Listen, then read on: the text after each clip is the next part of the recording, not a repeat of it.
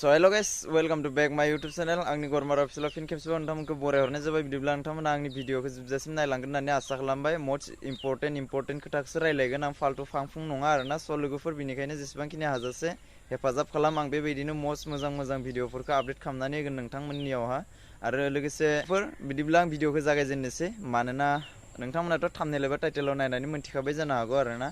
स' बिनि सिगां लोगोफोर नोंथांमोना साबस्क्राइब खालामना ला आंनि चेनेलखौ साबस्क्राइब खालामाखैब्ला, आरो बिनिनो फंनैसो खोथा सावरायगोन नोंथांमोना जोबजासिम नाय, अब्ला बुजिगोन। आरो सिख्लाफोर नोंथांमोनाबो बर' हिन्जाव बर' सिख्ला नोंथांमोना गासैबो बुजिनानै ला आरो गासैबो मोजाङै नाय।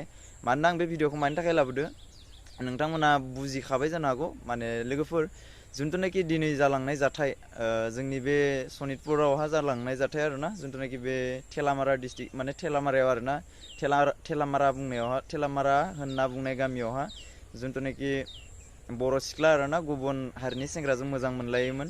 मोजां मोनलायनायाव माने दायो मा जाबाय लोगोफोर, नोंथांमोनाथ' थाम्बनेलाव नायनानै मिथिखाबाय जानो हागौ।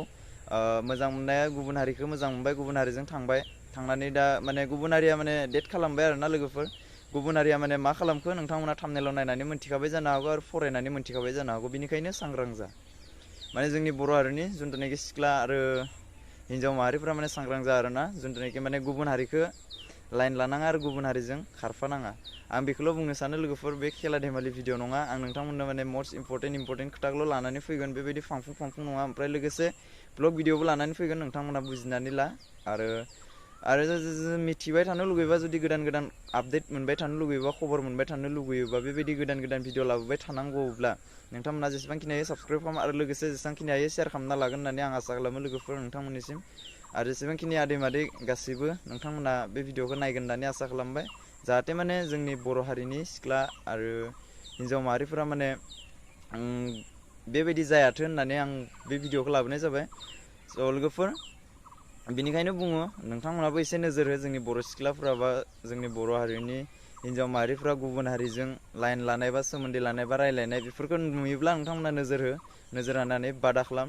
गावनि बिमा बिफा गासैखौबो बुङो, बिमा बिफाफ्राबो गावनि फिसाजोफोरखौ बादा खालाम। रायलायनाय होननाय बेफोरावनो नोंथांमोना मिथिखायोना, माने जोंनि बर' हारिनि रावजों रायलायालासिनो गुबुन हारिनि रावजों मबाइल फनाव रायलायबाय थाब्लाबो नोंथांमोना हमनो हायोना, बेबायदि होननानै माने सोरजों रायलायदो सोंला सोंसि खालामनो हायो। बेनिफ्राय नोंथांमोना माने गावनि फिसाजो बा आरो गाव हिन्जाव माहारि नोंथांमोना मोजाङै गावसोरनो गाव माने बुजिलायदो। जोंनि बर' हारिया माने ओरैनो नासयजालांगासिनो आरोना, बेनिखायनो मोजां जादों आरोना। गासैबो मोजां जानो थाखाय खावलायो। लोगोसे मा बुंबावनो आरोना, आं भिडिअखौ बारा गोलाव खालामलाङा, बेसेयावनो फोजोबनोसै। स' लोगोफोर बिदिब्ला नोंथांमोना भिडिअखौ नायजोब्बाय होननानै आसा खालामबाय आं। स' लोगोफोर नेक्स्ट भिडिअ थाबैनो लोगो मोनफिनगोन। Thank you for watching, bye bye guys.